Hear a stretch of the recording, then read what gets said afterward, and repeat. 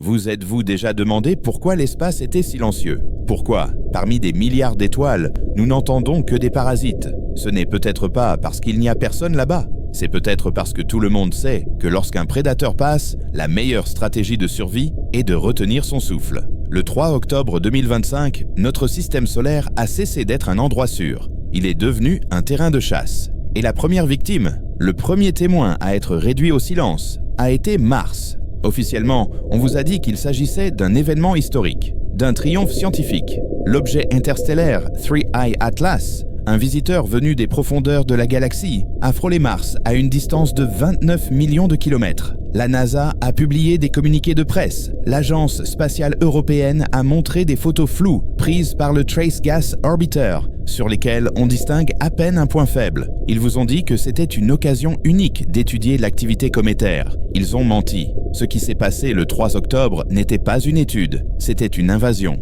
Et les preuves de cela sont dispersées sur des dizaines de serveurs classifiés, des fragments de télémétrie et des rapports paniqués qui n'étaient pas destinés à être rendus publics. J'ai rassemblé ces fragments de vérité pour vous montrer le tableau complet. Et c'est terrifiant. Commençons par ce qu'ils ont oublié de mentionner dans les médias. La magnétosphère. Mars est une planète géologiquement morte. Elle ne possède pas de champ magnétique global, comme la Terre pour la protéger du vent solaire. Elle ne dispose que de champs magnétiques résiduels, faibles, figés, dans la croûte de certaines régions, en particulier dans l'hémisphère sud. Ils sont comme de vieilles cicatrices datant d'une époque où la planète était vivante. Lorsque 3I Atlas s'est approché, ces cicatrices se sont ouvertes. 8 heures avant l'approche la plus proche, le magnétomètre de l'atterrisseur InSight, une mission que la NASA a officiellement déclarée terminée il y a plusieurs années, s'est soudainement réveillé. C'est impossible, l'appareil est mort, ses panneaux solaires recouverts d'une épaisse couche de poussière. Mais j'ai vu les fichiers journaux divulgués par le Jet Propulsion Laboratory. À 4 heures du matin, heure martienne, InSight a enregistré une surtension dans ses circuits. Il ne s'agissait pas d'une source d'alimentation interne, c'était une induction. Un champ magnétique externe d'une force incroyable a traversé la planète, générant un courant électrique dans les fils d'un robot hors service. Qu'est-ce qui pourrait créer un tel champ? Une comète de glace et de roche? Non, les comètes sont magnétiquement neutres. Pour provoquer une telle réaction à une distance de près de 30 millions de kilomètres, l'objet doit avoir un champ magnétique 1000 fois plus puissant que celui de Jupiter. Ou il doit émettre de l'énergie de manière directionnelle. Il ne s'agissait pas d'une tempête magnétique aléatoire, c'était une impulsion de balayage. 3I Atlas a radiographié Mars de part en part, comme un appareil à rayons X scannant une valise à l'aéroport. Il cherchait quelque chose, et il a trouvé quelque chose, ou quelqu'un. La preuve suivante est le comportement de Phobos. Phobos est une lune condamnée, un morceau de roche qui descend lentement en spirale vers Mars. Son orbite est calculée avec une précision millimétrique. Nous savons où elle se trouvera dans 100 ans. Mais le 3 octobre, Phobos a tremblé. Les données de l'altimètre laser du Mars Reconnaissance Orbiter, MRO, montrent une anomalie. À 10h15, heure universelle, Phobos s'est soudainement écarté de sa trajectoire de 12 mètres. 12 mètres, cela semble insignifiant à l'échelle cosmique, mais du point de vue de la mécanique céleste, c'est une catastrophe. Pour déplacer une lune pesant des milliards de tonnes, il faut une force colossale. La gravité de 3I Atlas est trop faible pour cela. La seule explication est la résonance gravitationnelle, une onde gravitationnelle créée artificiellement. Imaginez une technologie qui vous permette de manipuler la gravité aussi facilement que nous manipulons les ondes radio. L'objet a utilisé Phobos comme poids d'étalonnage. Il l'a poussé pour tester ses systèmes avant l'événement principal, avant d'arriver sur Terre. Mais le plus effrayant ne se passait pas en orbite, mais à la surface. Le rover Perseverance, notre robot le plus avancé, se trouvait dans le cratère G0. Sa mission est de rechercher des signes de vie ancienne. Mais ce jour-là, il a trouvé autre chose. Ses microphones, conçus pour enregistrer les sons du vent et des opérations laser, ont enregistré un son qui n'appartient pas à ce monde. J'ai écouté ce fichier audio. Ce n'est pas le vent, ce n'est pas le bruit mécanique des roues. C'est un bourdonnement, un son grave, rythmé et vibrant à une fréquence de 18 Hz. Ce son ne provenait pas de l'atmosphère, il venait du sous-sol. La vibration était transmise par le châssis du rover, directement au microphone. La planète vibrait. Pourquoi Mars s'est-elle mise à bourdonner au moment précis du survol de 3I Atlas? Les géologues vous diront qu'il s'agit d'un Marsquake, causé par les forces de marée. C'est un mensonge. Les Marsquakes sont des secousses courtes et brusques. Ce bourdonnement a duré exactement 4 heures et 12 minutes, soit le temps pendant lequel l'objet était dans le champ de vision direct. C'était une résonance. L'objet en orbite envoyait un signal et les entrailles de Mars répondaient. Qu'y a-t-il là-dessous? Nous pensons le savoir. De la glace, de la roche, peut-être de l'eau salée. Mais si nous nous trompons, et si sous la surface de Mars, il y avait une infrastructure dont nous ne soupçonnons même pas l'existence, une infrastructure qui sommeillait depuis des millions d'années et qui s'est réveillée seulement lorsqu'elle a entendu l'un des siens.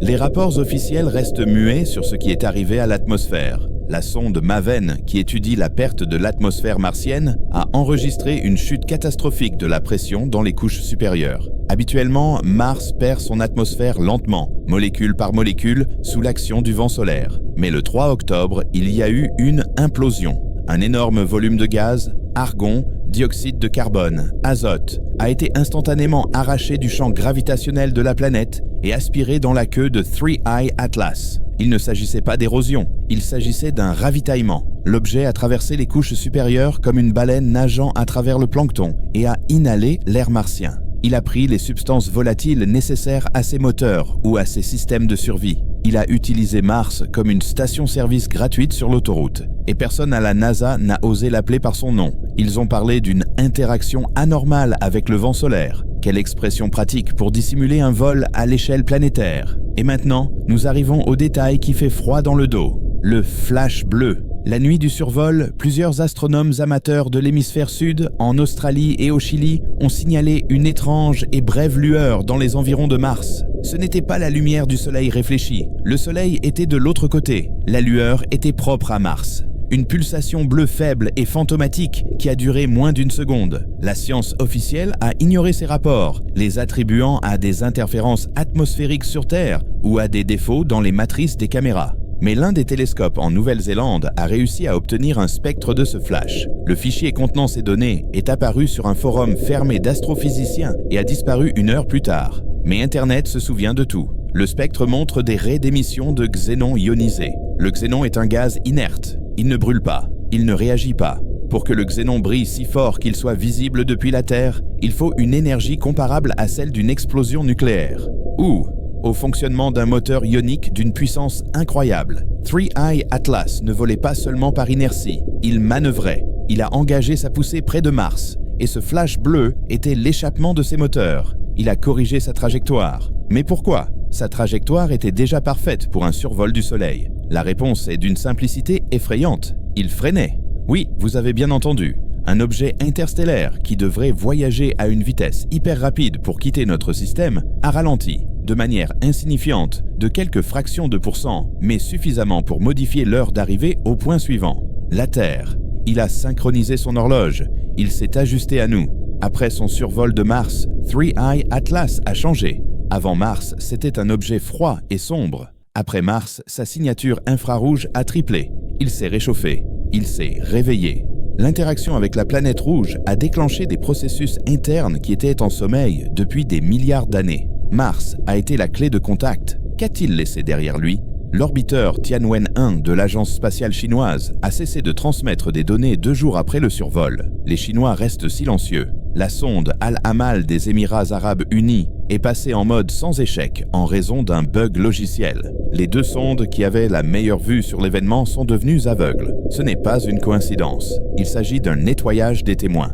L'objet a libéré un nuage de microparticules lors de son passage. Nous appelons cela la queue d'une comète. Mais ces particules ne se comportent pas comme de la poussière. Elles ont une charge électrostatique. Elles se sont collées aux lunes martiennes et aux orbiteurs eux-mêmes, provoquant des courts-circuits. C'était une arme de guerre électronique, passive mais efficace. Un nuage de poussière intelligente qui a neutralisé les observateurs. À l'heure où je vous parle, 3I Atlas s'approche de nous. Il transporte de la poussière martienne, il transporte du gaz martien dans ses réservoirs, et il transporte la connaissance qu'il existe dans ce système des planètes qui peuvent être exploitées. Mars n'a pas pu se défendre, elle est morte, elle n'est plus qu'une ressource. Mais la Terre est vivante, la Terre est bruyante sur les ondes radio. La Terre brille la nuit avec ses villes, nous crions notre présence. Et 3I Atlas a entendu ce cri. Ce qu'il a fait à Mars, balayage, extraction de ressources, manœuvre de freinage, est un protocole standard, le protocole d'un éclaireur avant l'atterrissage. Mars n'était que la première page du rapport qui est en train d'être rédigé sur l'humanité, et ce rapport n'aura pas une fin heureuse. Regardez le ciel nocturne, trouvez Mars. Elle est, comme toujours, un point rouge parmi les étoiles. Mais sachez ceci, c'est désormais une scène de crime, un endroit où une machine ancienne s'est arrêtée pour se ravitailler, avant de se diriger vers sa véritable cible, vers nous. Avez-vous entendu parler du silence de l'univers? Du paradoxe de Fermi? Où sont-ils tous passés? Ils ne se cachent pas. Ils attendent simplement que nous devenions suffisamment intéressants pour être récoltés. Et il semble que ce moment soit venu. Mars est silencieuse parce qu'elle n'a rien à dire. Elle a déjà donné tout ce qu'elle avait. Et nous pensons toujours être les maîtres de ce système.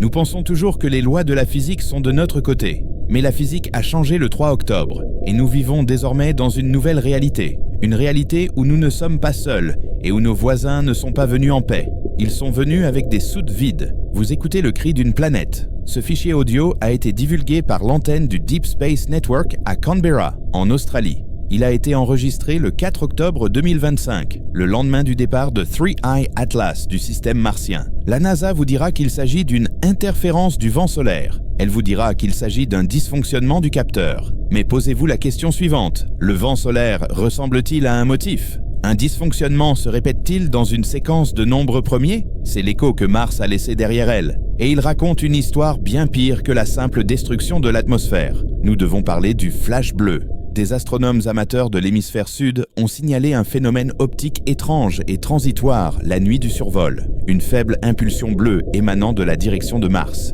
Ce n'était pas la lumière du soleil réfléchie, ce n'était pas une aurore, c'était une luminescence. L'explication officielle, l'impact d'un micrométéoroïde sur l'une des lunes martiennes, un mensonge commode. La signature spectrale de ce flash, capturé par un télescope privé en Nouvelle-Zélande et téléchargé sur un forum du Dark Web avant d'être supprimé d'Internet en quelques heures, montre des lignes de xénon ionisé. Du xénon, Mars contient certes des traces de xénon dans son atmosphère, mais pour obtenir un flash aussi brillant, visible depuis la Terre avec un équipement amateur, il faudrait ioniser simultanément toute la haute atmosphère. Il faudrait une source d'énergie équivalente à un accélérateur de particules à l'échelle planétaire tirant dans le ciel. L'énergie nécessaire pour produire cette signature se mesure en pétajoules. Cela représente des millions d'éclairs concentrés en une seule impulsion. Aucun processus naturel sur Mars ne peut produire cela. La planète est géologiquement morte. Son noyau est gelé. Ses volcans sont éteints. Il n'existe aucun mécanisme capable de produire cela. 3I Atlas n'a pas simplement dépassé Mars, il l'a scanné. Il l'a scanné en profondeur. Le flash bleu n'était pas une attaque, c'était un faisceau de récupération de données, un ping à haute énergie conçu pour pénétrer la croûte et cartographier le sous-sol en 3 dimensions. Imaginez cela comme une IRM médicale, mais au lieu de champs magnétiques, il utilisait des faisceaux d'ions concentrés. Et la réponse? Le silence. L'objet n'a rien trouvé de vivant, rien d'utile, juste une coquille froide et morte avec des aquifères gelés et une géologie dormante. Il a donc poursuivi son chemin, mais c'est là que cela devient terrifiant pour nous. Car lorsqu'il a envoyé un ping à la Terre lors de son approche fin novembre, il a obtenu une réponse. Le 11 novembre, notre propre magnétosphère a sonné comme une cloche. Nous l'avons ressenti ici. Les aurores boréales sont apparues aussi loin au sud que le Texas et aussi loin au nord que le sud de l'Australie. Le réseau électrique a fluctué. Les oiseaux ont perdu leur sens de l'orientation. Des baleines se sont échouées sur les côtes du monde entier. L'explication officielle était une éjection de masse coronale provenant du Soleil. Mais les observatoires solaires n'ont rien détecté de tel. Le Soleil était calme. La perturbation venait d'ailleurs. L'objet a envoyé un signal à Mars, n'a reçu aucune réponse et a pris une bouffée d'air pour la route. Il a envoyé un signal à la Terre, a trouvé une civilisation chaotique, bruyante et riche en énergie, et a ralenti. C'est le détail qu'il cache. Les données de trajectoire montrent une décélération. Une manœuvre de freinage exécutée avec une précision chirurgicale. L'objet a ajusté sa vitesse de 0,03%. Cela semble insignifiant, mais à des vitesses interstellaires, c'est un delta-v énorme. Cela nécessite de l'énergie, cela nécessite une intention. Pourquoi un voyageur interstellaire freinerait-il à moins d'avoir trouvé une destination? Mars était le groupe témoin, la boîte de pétri vide. Nous sommes l'expérience. Et les données provenant de Mars ont fourni à l'objet toutes les informations nécessaires sur ce à quoi il pouvait s'attendre en nous atteignant. La composition chimique de notre atmosphère, la force de notre champ magnétique, la densité de notre ionosphère, L'objet procède à une ingénierie inverse de nos défenses en temps réel. Il a testé les protocoles sur une planète incapable de riposter. Il sait désormais exactement quelle force il doit appliquer. Et puis, il y a les débris. Après le survol de Mars, la composition des débris traînant derrière 3I Atlas a changé. Avant Mars, l'analyse spectroscopique montrait qu'il s'agissait principalement de glace d'eau, de glace de dioxyde de carbone et de traces de silicate. Une queue cométaire standard. Après Mars, les spectrographes de l'Observatoire européen austral ont détecté des silicates d'aluminium complexes, des argiles traitées et des oxydes de fer cristallins. Ce ne sont pas des matériaux interstellaires, ce sont des matériaux martiens. Il n'a pas seulement prélevé du gaz, il a dragué la surface. Il a prélevé des échantillons physiques du régolithe martien, de la terre, de la poussière, des minéraux qui se trouvent à la surface de Mars depuis des milliards d'années. Imaginez une sonde qui prélève un morceau d'une planète, l'analyse à bord, puis décide si la planète mérite d'être examinée de plus près. Mars a échoué au test, ou l'a réussi selon votre point de vue. Elle a été jugée non pertinente, une impasse, un fossile. Mais le fait de prélever des échantillons nous apprend quelque chose d'essentiel. L'objet ne se contente pas d'observer. Il collecte, il archive, il construit une base de données sur la chimie planétaire. Dans quel but? Nous ne le savons pas. Mais le fait qu'il ait ressenti le besoin de toucher physiquement Mars, d'en prélever un morceau, suggère un niveau de minutie qui donne le frisson. Mais la traînée de débris nous apprend également autre chose. L'objet fuit. Pas de carburant. Il fuit de la biologie. Les documents divulgués du projet Paimon, un groupe de travail classifié sur l'astrobiologie au sein de la NASA, faisaient allusion à des signatures organiques dans la queue de 3I Atlas, détectées par le télescope spatial James Webb.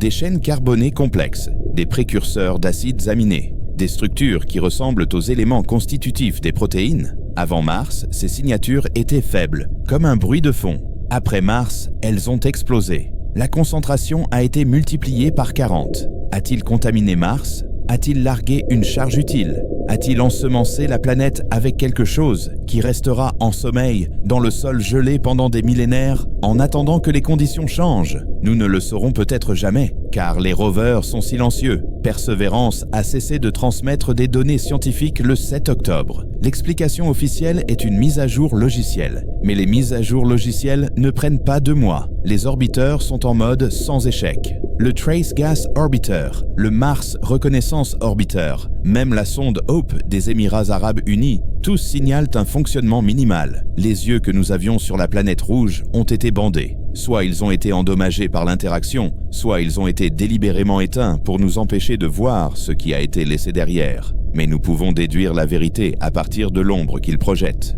3I Atlas n'est pas un destructeur, c'est un moissonneur, c'est un prospecteur, c'est un jardinier. Il a visité notre voisine, l'a dépouillée de ses ressources atmosphériques, a cartographié ses secrets morts, a prélevé des échantillons de sa géologie et a déterminé qu'elle ne méritait pas d'autres investissements. Il a traité une planète entière comme un distributeur automatique au bord de la route, inséré la gravité, extraire les matériaux, passer à autre chose. Et maintenant, il s'approche d'une planète qui riposte, une planète dotée d'armes nucléaires, une planète avec des milliards d'esprits sensibles générant des bruits électromagnétiques sur tout le spectre radio, une planète qui brille dans l'infrarouge grâce à la chaleur résiduelle, une planète qui crie sa présence dans le vide à chaque seconde de chaque jour. Que se passe-t-il lorsque le moissonneur rencontre une résistance? Que se passe-t-il lorsque la sonde rencontre une civilisation qui peut la voir, la suivre et potentiellement l'intercepter? L'agence spatiale chinoise a cessé toute communication au sujet de son orbiteur Tianwen-1 après le 3 octobre. Pas un seul communiqué de presse, pas une seule publication de données. La force spatiale américaine a reclassé les paramètres orbitaux de tous les satellites militaires et civils autour de Mars 2 semaines après le survol. L'agence spatiale européenne a retardé de 6 mois la publication des données du Trace Gas Orbiter, invoquant des problèmes d'étalonnage. Ce ne sont pas des coïncidences. Il s'agit de blackout d'informations coordonnées. Ils cachent l'évaluation des dommages, car les dommages ne sont pas seulement physiques, ils sont psychologiques. Si le public savait qu'un objet interstellaire avait la capacité de désactiver nos vaisseaux spatiaux les plus avancés, de manipuler la magnétosphère d'une planète entière, de récolter des gaz atmosphériques à l'échelle planétaire, il y aurait une panique générale. Il y aurait des questions. Des questions telles que « Pouvons-nous l'arrêter? Avons-nous un moyen de défense ?» Et la réponse, celle qu'ils ne veulent pas que vous entendiez, est non. Nous sommes sans défense, nous sommes des observateurs. Nous sommes les témoins d'un processus qui a été mis en marche bien avant que nous développions la capacité de le voir. La vérité choquante n'est pas que Three Eye Atlas ait attaqué Mars, c'est qu'il l'ait ignoré. Il a traité Mars comme vous traiteriez un distributeur automatique en panne. Vous appuyez sur les boutons, rien ne se passe. Alors vous passez au suivant. Mars a été testé, échantillonné, jugée insuffisante et mise au rebut. L'interaction planétaire entière, de l'approche au départ, a pris moins de 48 heures. Efficace, clinique, indifférente. Et maintenant, c'est notre tour. L'objet nous a déjà contactés. Il a déjà reçu une réponse. Il sait que nous sommes là. Il sait que nous sommes actifs. Et il a ajusté sa trajectoire pour nous observer de plus près. La question n'est pas de savoir s'il interagira avec la Terre. La question est de savoir quelle forme prendra cette interaction. S'agira-t-il d'un autre scan rapide et d'un autre échantillonnage? Ou trouvera-t-il sur Terre quelque chose qui vaut la peine de s'y attarder? Regardez le ciel nocturne, trouvez le point rouge de Mars, et réalisez que c'est un cimetière qui vient d'être visité par une entité qui ne pleure pas, ne s'interroge pas et n'hésite pas. Une entité qui se déplace dans le cosmos avec l'efficacité méthodique d'une machine qui fait cela depuis très très longtemps. Le silence de Mars est l'avertissement le plus fort que nous pouvions recevoir. Et le pilleur de tombes frappe à notre porte. 19 jours avant l'approche la plus proche. 19 jours avant de savoir si nous sommes le prochain échantillon ou si nous sommes le prochain sujet. Le compte à rebours a déjà commencé et il n'y a personne à appeler à l'aide. Car dans l'océan vaste et indifférent de l'espace, nous sommes seuls et nous venons d'être remarqués.